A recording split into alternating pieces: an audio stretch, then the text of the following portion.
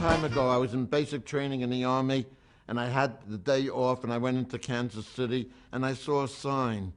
And the sign said, tonight at 8 o'clock at the Parkway Theater, come see Herschel, the magnificent Jew.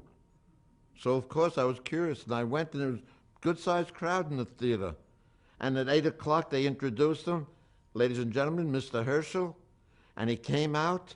He was wearing a bathrobe, and removed his bathrobe, and he was perfectly naked, completely naked. Now, imagine, if you will, the largest masculine equipment you can think of. Herschel was 4 times bigger.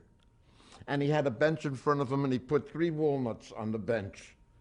And he took his masculinity in his hand, and he went whap, whap, whap, and he smashed them to smithereens. And the audience applauded, and when they were leaving the theater, they were still applauding.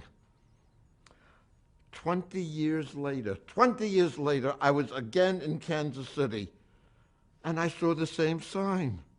Tonight at 8 o'clock, Parkway Theater, come see Herschel, the magnificent Jew. Well, of course I went, and it was the same thing. They introduced him, he came out, took off his bathrobe. He looked exactly the same, hadn't changed it at an iota. And he put on the bench 3 coconuts, 1, 2, 3. Took his masculinity in his hands, and he went whap, whap, whap, smashed them to smithereens. Well, naturally, I went backstage. I was curious. I said, Mr. Herschel, why did you switch from walnuts to coconuts?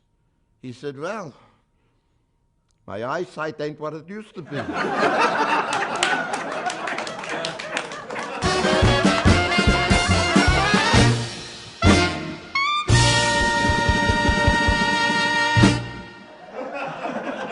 I did not come here to be snickered at.